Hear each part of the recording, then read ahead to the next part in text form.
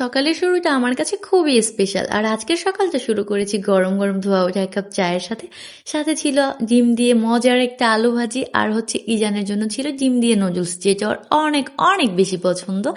তো ২ মা আর ছেলে নাস্তা খেতে বসে পড়ছি। কিন্তু আমি নাস্তা খাইতেছিলাম আর ভাবতেছিলাম এখনো কি সকাল আছে? কিন্তু ভাই ঘুম থেকে ওঠার পর আমি ভারী কোনো নাস্তা খাইতে পারি না। আর এমনিতে উঠছি অনেক লেটে। ভাই লেটে উঠি আর ফার্স্ট উঠি যখনই উঠি না কেন মানে ঘুম থেকে ওঠার পরই ভারী কোনো খাবার আমি কেন জানি খাইতে পারি না। যদিও রুটি-টুটি নিয়ে বসছি এগুলো মনে করো কিছুই আমার গলা দিয়ে সকালবেলা নামবে না। তো চাটা খাই ইজানকে নুডলসটা খাওয়াই দিব। ও ফার্স্টে মনে করো অনেক জেদ করতেছিল যে ও নিজের হাতে খাবে। তো আমি ভাবলাম যে আমি চাটা আগে খেয়ে একটু ফ্রেশ হয়ে তারপর ওরে আমি খাওয়াই দিই। চা না খাইলে মনে করো মন মাইন্ড ফ্রেশ লাগবে না। দেন চাটা খায় আমি ওরে খাওয়াই দিব আর এদিকে ও যা করার করতে থাকুক কার্টুন দেখতেছে আর একটু একটু খাইতেছে।